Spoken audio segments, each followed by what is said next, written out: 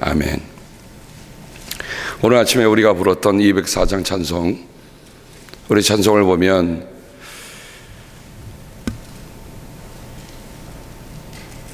잘 짓고 잘 짓세 우리 집 잘 짓세.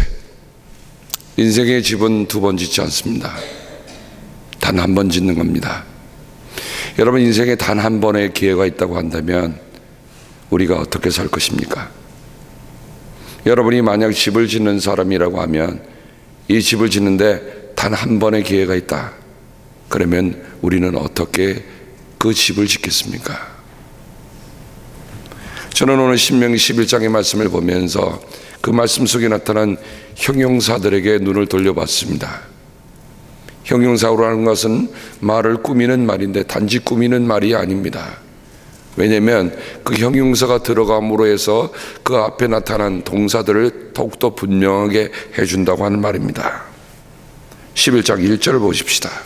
11장 1절에 보면 그의 직임과 법도와 규례와 명령을 어떻게 지키라고 했습니까? 항상 지킵시오. 항상이라는 말은 뭡니까? 우리의 감정이나 우리의 환경이나 그 어떤 것에도 흔들림 없는 것이 항상입니다. 사람의 관계에 있어서도 어떤 사람을 가까이 하면 우리의 마음이 좋던가요? 네, 늘 꾸준하고 항상 하는 분. 여러분, 우리 메토디스트라는 말이 법칙주의자는 말이 나왔습니다. 법칙주의라는 말은 뭐예요? 항상 꾸준하게 그 일을 한다는 거예요. 메토디스트라고 하는 교회가 생기기 전에 사람들이 그들이 모여서 했던 그 일들을 보니까 그들은 항상 꾸준하게, 그래서 그들이 야, 저 사람들은 어떻게 모이면 항상 기도하느냐, 항상 말씀 읽느냐. 그래서 다른 사람들이 붙여준 별명이 메토디스트. 저희들은 규칙주의자들이다, 저희들은 법칙주의자들이다. 물론 우리 이 자리에는 여러 교단에서 오신 분들이 있지만 교단이 그렇게 중요한 건 아닙니다. 그러나 교단이 어떻게 생기고 왜 그 이름이 붙여졌는가 하는 정도는 우리가 알아야 될 것 같아요. 사도행전에 보면 안디옥에서 그리스도인들이 그들이 꾸준히 모이니까 그들의 이름을 다른 사람들이 저들은 예수쟁이다, 그리스도인이라는 이름이 그때 처음 불렸다고 했습니다. 바울과 바울이 가서 안디옥가에 가서 정말 충성되게 일했을 때에 그들이 함께 마음을 모아서 그들이 했던 그 모습을 보니까 저들이 믿는 모습이 다르구나. 그러면 그들은 어떻게 지켰을까요? 네, 오늘 말씀대로 항상 지켰을 거예요. 뭐 이렇게 하다가 그만두고 저렇게 하다가 그만두고 오늘 결심했다가 내일 그만두는 그런 사람들이 아니라 그들의 삶이 여유하게 보이니까, 꾸준하게 보이니까, 항상 그렇게 보이니까 그들의 이름을 그리스도인이라고 부를 수밖에 없었어요. 세상과는 모험과 다른 사람들, 그리스도인이라는 이름이 그렇듯, 소위 말하는 메토디스트라는 말이 그랬듯, 오늘 우리는 정말 그리스도인의 이름이, 우리가 걸어가면 저기 그리스도인이 걸어간다, 우리들이 걸어가면 저 메토디스트가 걸어간다, 이런 말이 분명히 있어야 할 것입니다. 1월 31일 날에 저희가 청지기 수련을 갔습니다. 혹시 연합감리교회에 대해서 잘 모르는 분들, 어떻게 그 메토디스트가 태동됐는가, 그리고 어떻게 그들이 믿고 사는가 하는 것들을 우리가 함께 외부에서 그 분야에는 탁월한 분을 모시고 9 to 2 우리가 함께 원데이 리트릿을 갔습니다. 여러분을 초대합니다. 신청하세요. 내가 믿고 내가 소속된 집이 누군 줄 알아야죠. 여러분이 만일, 제가 군대로 표현합시다. 자, 1중대 모여라. 근데 여러분이 2중대가 있다. 어떻게 되겠습니까? 3중대 모여라. 근데 여러분이 4중대가 있다. 어떻게 되겠어요? 내가 소속된 것이 무엇인가를 분명히 알아야 돼요. 여러분, 우리가 소속된 교회를 사랑하고 소속된 곳을 분명히 아는 것 굉장히 중요합니다. 소속을 모른다, 그 다음에 무슨 일이 일어나겠는가 여러분 한번 상상해 보세요. 항상 지키십시오. 2절, 당신들의 자녀가 아니라 주 하나님의 위엄과 강한 손과 편파를 기억해야 할 사람은 당신들의 자녀가 아니라 바로 당신들입니다. 저는 이 말씀을 대하면서 그렇구나, 하나님의 말씀은 우리 먼저 지켜야 우리의 자녀들이 우리가 믿는 걸 보고 우리가 따르는 걸 보고 따라올 것입니다. 얼마 전에 한 성도님과 만나면서 대화를 나누면서 이런 대화를 나눴어요.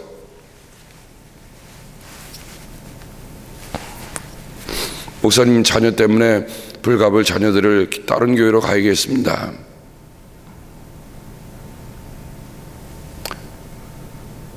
그래서 제가 이런 말을 했습니다. 무엇 때문에 미국 이민에 왔느냐? 네, 자녀들 교육 때문에 왔어요. 맞습니까? 자녀 교육 때문에 왔는데 실은 자녀 교육보다는 다른 일에 더 신경, 먹고 사는 일에 바빠갖고 자녀 교육은 뒷전이야. 제가 그래서 이렇게 얘기했습니다. 그 교회 가걸랑 자녀 교육에 최선을 다하라. 사역을 손에 내려놔라. 내가 무슨 일하는 게 중요한 게 아니잖아요. 목적이 분명 자녀를 위해서 왔다면 자녀에게 투자를 해야 되잖아요. 그리고 본인은 딴 일 해놓고는 자녀 교육 안 된다고 얘기를 하면 그게 자녀 교육이 되겠어요? 자녀를 위해서 한 번이라도 와서 무릎을 꿇고 기도한다면 제가 그런 얘기 안 할 것 같아요. 정말 자녀를 위해서 교육을 하러 왔다면 사역을 내려놓고 정말 집중해서 하나님께 집중하고 기도해라. 바로 당신들이다. 실은 자녀가 문제입니까? 저는 자녀가 문제라고 생각하지 않아요. 바로 우리들 자신이 문제인 거예요. 내가 어느 상황 속에도 흔들림 없는 믿음, 부모가 바로 서야 자식들의 믿음도 바로 서는 거예요.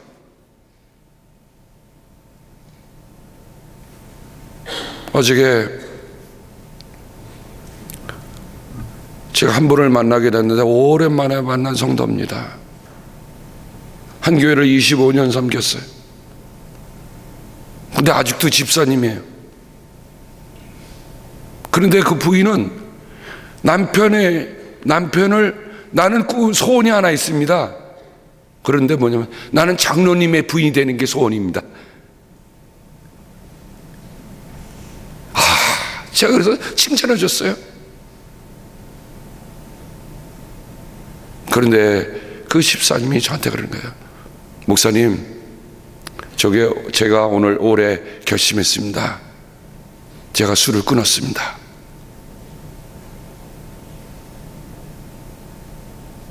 건축 공사를 하러 다니는 분들이니까 얼마나 목이 타고 힘들면 한 잔, 두 잔 하시겠습니까? 이해 못하는 말은 아닌데 더 감동적인 것은 목사님, 제가 술을 끊었습니다. 올해는 제가 믿음의 삶을 바로 해보려고 합니다. 그런데 그 집사님의 부인 되시는 부인은 더 대단해요. 저는요, 남편이 장로가 안 되면 딸을 시집을 안 보내려고 합니다. 큰일 났어요. 딸이 지금 이제 혼기가 가까우는데 남편이 빨리 장로가 되지 않으면 안 될 것 같아요. 그래서 제가 말씀을 드렸어요. 나도 내 아버님이, 내가 목사인데도 불구하고 아버님이 장로가 되지 못하고 떨어진 것이 나는 그게 참 불효라 생각한다. 아버님이 한 교회를 섬기면서, 물론 아버님은 일사후퇴도 넘으셔서 얼마나 가정을 이루려고 고생을 하셨어요. 제 초등학교 5학년 때 어려움이 생겨서 그 어려움 속에서 가정을 이루느라 정말 아버님이 편하게 잠을 주무신 적이 없으셔. 제가 알아요. 그런데 제가 아버님께 해드렸던 가장 큰 효도가 뭐였을까? 아버님, 그래도 우리 예수님 믿으십시다. 우리 열심히 교회 나가십시다. 그러면서 갔다고 한다면 저는 아버님을 다시 뵐 때 정말 아버님께 감사하고 넙죽 엎드려 절할 것 같아요. 근데 제가 부끄러워요. 목사인 아들이 아버님한테, 아버님 조금 더 열심히 하셔서 정말 교회 장로님으로 섬겨주세요. 왜 이 말을 한 번도 못했을까? 그래서 저는 어저께 저녁에 그 집사님 네 분에게 이 얘기를 하며 분명히 얘기했어요. 집사님, 꼭 그 교회 장로가 되세요. 25년 동안 섬겼으면 20년 이상 섬겼으면 장로가 돼서 그 교회를 죽도록 섬겨야 되는 거 아닙니까? 그분의 눈빛에서 의연한 눈빛이더라. 하십시다. 한 번 짓는 집인데 두 번 지을 수 없는 건데, 지금까지 살아온 삶이 어떻든 간에 지금부터라도 정말 마음의 고삐를 잡고 세우면 왜 그 교회에 존경받는 장로님이 안 되시겠어요?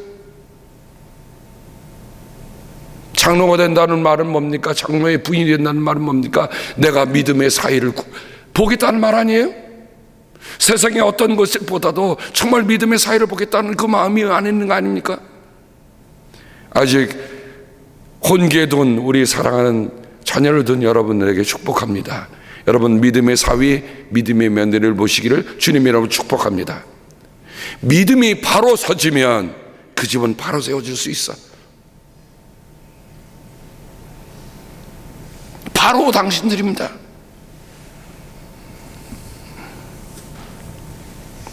12절로 말씀을 봅니다. 12절에 보면 주 당신의 하나님이 몸소 돌보시는 땅이다. 12절 끝에 보면 늘 보살펴 주시는 땅이다.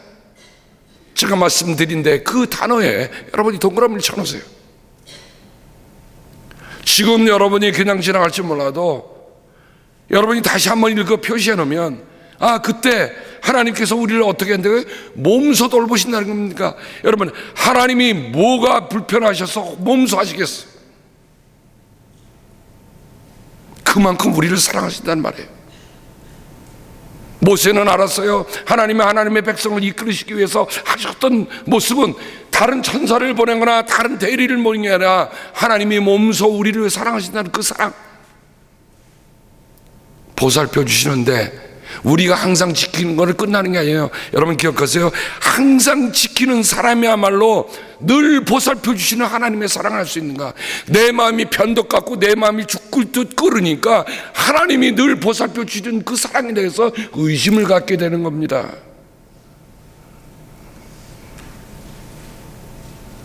믿음도 여러 가지 형태로 믿지만 결국 돌이켜보면 어떻습니까? 우리 자신이 하나님 앞에 항상, 그죠? 나왔다 안 나왔다가 아니에요. 항상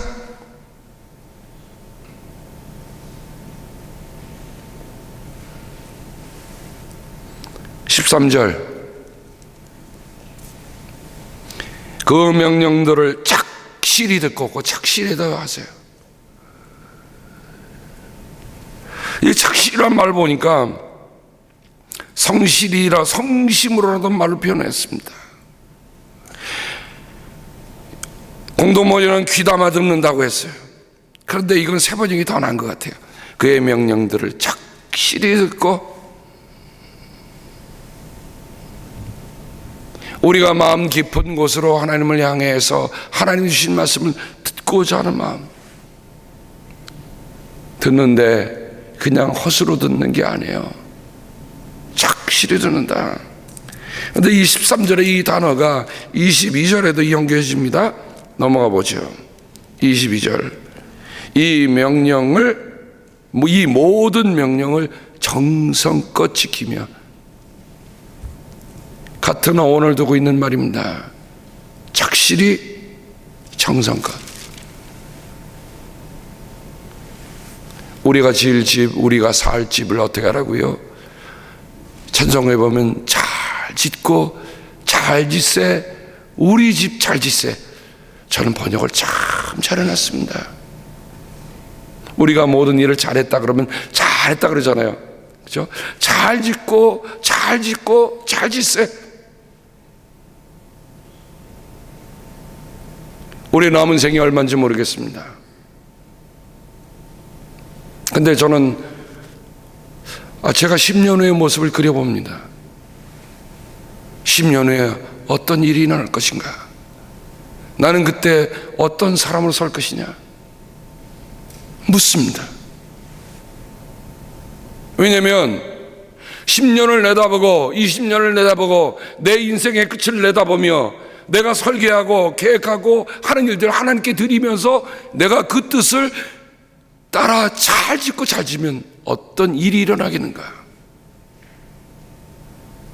오늘 이 아침에 함께 말씀을 나누는 우리 사랑하는 성도 여러분에게, 여러분 10년 후의 모습을 한번 그려보면 기도해 보시길 바랍니다.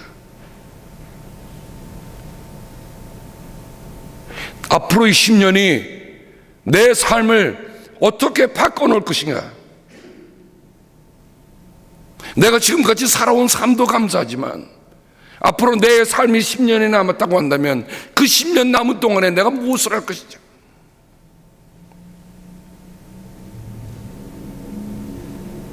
은퇴라고 하는 말은 여러분이 이제 세상의 살림의 걱정 없이 정말 멋있게 여러분의 삶을 디자인하고 삶을 계획하고 삶을 만들어갈 수 있는 정말 여유 있는 때가 은퇴라. 저는 그렇게 생각해요. 제가 지금 현직에 있잖아요. 아침부터 저녁까지 제가 보니까 여유가 없어요. 그러다가 또 누구 만나자 그러면 또 누구 만나죠? 그럼 그 시간만큼 부족해. 그럼 말씀을 대하면 어느 때는요, 하나님 주십시오 주십시오. 시간이 짧은데 말씀을 대하니까 제가 죽겠어. 왜 죽습니까? 하나님 이 시간을 기다리는 성도들이 있는데 이 시간을 제가 만약에 허비하게 보낸다면 하나님 그 책임을 제가 어떻게 감당하겠습니까? 말씀에 대한 중압감이 저를 누립니다. 어느 때는 숨이 막힐 때도 있어요. 하나님 주세요. 하나님 주세요. 주시지 않으면 어떻게 전하겠습니까?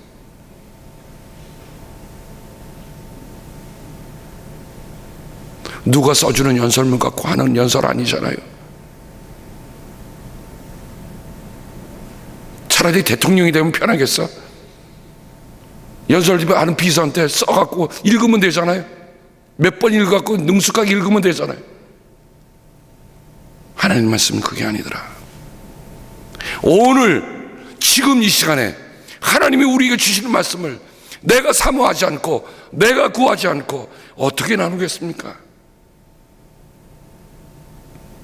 그래서 은퇴를 저는 생각해 봤어요. 은퇴하면 나는 정말 유유자적하게 내가 지금까지 바빠서 못 해왔던 그 일들을 하리라. 글도 쓰리라, 책도 내리라.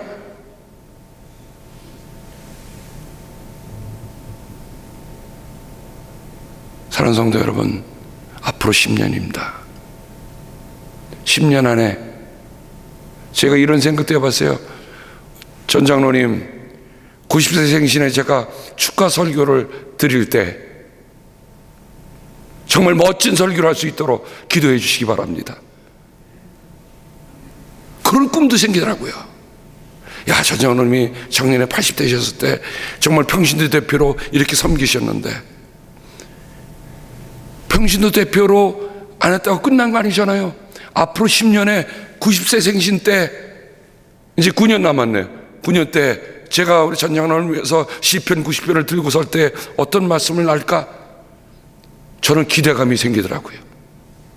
제가 대표로만 말씀드렸다가 여러분 혹시 오해하지 마시기 바랍니다. 여러분도 다 마찬가지예요.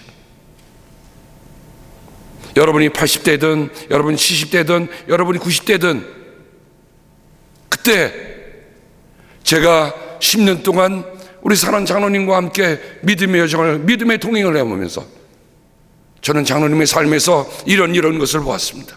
이런 것을 배웠습니다. 이런 것이 정말 제가 가슴을 치도록 감동적이었습니다. 그렇게 해줄 수 있기를 여러분께 기도드립니다. 부탁합니다. 정말 내 인생의 10년 후에 정말 오늘 주신 형용사의 말씀처럼 착실히 듣고 충성 들었고 항상 하고 바로 내가 그 일을 했다 하는 그런 고백을 할 수 있는 우리들이 되었으면 참 좋겠습니다. 그러니 지금 벌어진 일 때문에 너무 심상해하지 마세요. 하나님이 우리를 저 앞에서 이끌어 가세요. 이끌어 가시는데 우리가 그물을 보면 지금 일어난 일 때문에 낙심하지 마세요. 행여 내가 지금까지 이루어온 삶에 나 아무것도 보이지 않는데 라고 하는 분 계십니까? 그래서 여러분이 바로 이 자리에서 하나님 말씀을 나누는 거예요. 바로 당신입니다. 하나님이 지목한 것은 다른 사람들이 아니라 바로 당신입니다. 바로 당신을 통해서 하나님께서 앞으로 10년 동안에 하나님의 놀라운 일들을, 하나님의 위대한 일들을 여러분에게 이루실 줄로 저는 믿습니다. 그러나 오늘 말씀 속에 우리가 또 경고해야 할 형용사가 하나 더 있습니다. 17절에 보면, 끝절에 보면 그렇게 되면 당신들은 주님께서 주신 기름진 땅에서도 순식간에 막을 것입니다. 우리가 하나님을 따르면, 우리가 하나님을 순종하고 하나님을 성심껏 지키고 따라가면 하나님이 우리에게 정말 우리에게 스스로 아니라 하늘에서 비를 대서 우리에게 모든 것이 윤택하게 하지만, 만약에 다른 신들을 섬기고 다른 것에 눈을 돌리면 하나님께서 어떻게 하신다고 해서 진노하셔서 비도 내려줄 뿐 아니라 당신의 밭에서 아무것도 거둘 것이 없습니다. 거두지 못할 것입니다. 그렇게 되면 당신은 주님께서 주신 기름진 땅에서도 순식간에 망할 것입니다. 여러분, 이 말씀이 어떻게 들립니까? 엊그제 교회 물품이 필요해서 물건을 구입하러 갔는데 갑자기 제 아내가 툭툭 저길 보라는 거예요. 보니까 한 사람이 딱 드러놓이는데 얼굴이 노래요. 보니까 파라메디크하고 911에서 사람들이 왔어. 무슨 일인지 모르겠습니다. 그분은 물건을 산더미처럼 싸갖고 가려고 다 준비하고 나왔는데 순식간에 쓰러져서 드러놓이는 거야. 안경을 쓴 분인데 제가 얼굴을 넣어 봤어요. 세상에 무슨 닭 잡은 색깔보다 더 노래. 그 순간을 보는 순간에 잠시 기도했어요. 하나님 도와주십시오. 밖에 나가봤더니 앰뷸런스 차가 3대나 왔어요. 불이 바짝바짝하면서. 지금 내가 사갖고 이 물건 사갖고 쓰겠다고 하고 지금 다 뺏겨 담아갖고 다 가는데 한순간에 쓰러져 있는 거예요. 도로 나오면서 그런 얘기 했습니다. 그렇구나, 우리의 인생이 순식간에 달라질 수 있구나. 더 겸손하자, 더 기도하자, 더 하나님의 은혜를 사모하자. 사랑하는 여러분, 무너지는 것 몇 년이 걸리는 게 아니에요. 망하는 것 몇십 년이 걸리는 게 아니에요. 기억하세요. 무너지는 것은 한순간에, 단순간에, 순식간에 무너질 수 있다는 것을 우리가 기억합니다. 그러므로 우리의 삶은 언제든지 경계해야 돼요. 밖에서 오는 무너짐이 아니야. 내 안에서 무너지면 한순간일 수 있구나. 그래서 저는 기도합니다. 하나님, 그 한순간 때문에 무너지지 않게 하옵소서.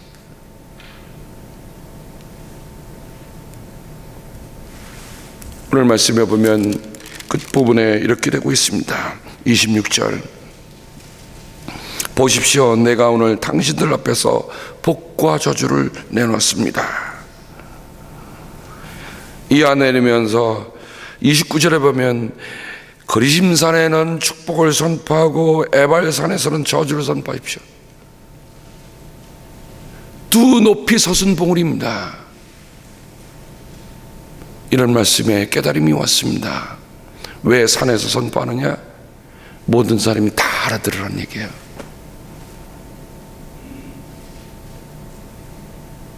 정말 들립니까? 듣습니까? 축복과 저주가 똑같이 높은 산에서 서로 울리고 있다는 겁니다. 주님, 저는 그때 못 들었는데요. 주님, 저는 그때 못 보았는데요. 그럴 수 없습니다. 분명히 한 산에서는 축복이 선포되고 다른 한 산은 저주가 선포된다는 건, 하나님의 축복과 저주라고 하는 것은 분명히 선포되고 있다는 거예요. 아무도 못 들었다 핑계할 수 없습니다. 그러면 어떻게 할 거냐? 32절 끝절입니다. 당신은 오늘 내가 당신에게 준 모든 규례와 법규를 주십사 성심껏 지키십시오. 오늘 이 아침에는 신명기 11장에 나타난 형용사를 중심으로 해서 말씀을 읽어봤습니다. 말하다가 수식어가 필요해서 했던 말이 아니에요. 우리가 주님의 일 하나하나 할 때 어떻게 하자고요? 성심껏 합시다. 하나님 앞에 감사할 때도 성심껏 합시다. 하나님 아시잖아요. 저는 앞으로 10년을 보면서 하나님께 그런 기도했어요. 하나님, 오늘 주신 말씀처럼 내가 이 말씀을 따라 살아가다가 10년 후에 내가 같이 셀러브레이션 할 우리 사랑하는 성도님들과 함께 하나님이 우리의 지난 10년을 이렇게 인도해 오셨습니다. 정말 가슴에 벅찬 그런 고백들을, 그런 찬양을 함께 할 수 있는 우리들 모두가 되기를 주님의 이름으로 축복합니다. 기도하겠습니다. 사랑의 하나님, 하나님께서 우리에게 분명한 목표와 방향을, 방법을 제시해 주셔서 감사를 드립니다. 그저 전심으로 한 마음으로 성실껏 마음으로 청종하며 그리고 삶으로 옮기며 살아가는 죄를 되게 아버지 도와주시옵소서. 주님, 우리가 어찌 날수를 계수할 수 있는 지혜가 있겠습니까? 하나님이 그 계수의 지혜를 허락하여 주셔서 이곳에 함께 기도하는 모든 성도들이 앞으로 오는 10년 동안에 하나님의 우리의 삶을 이렇게 놀랍게 변화시켜 주셨다, 이렇게 놀랍게 풍성하게 해주셨다 고백하고 나눌 수 있도록 아버지여 도와주시옵소서. 그러기 위해 오늘 불러주신 그 뜻을 마음속에 담고 성심껏 살아가는 저를 되게 도와주옵소서. 주님께서 복을 주시고 지켜주시며 밝은 얼굴로 되시며 은혜를 베풀어 주시고 주님께서 고이 모셔서 평화 주시기를 성부와 성자와 성령의 이름 받들어 간절히 축복하옵나이다. 아멘.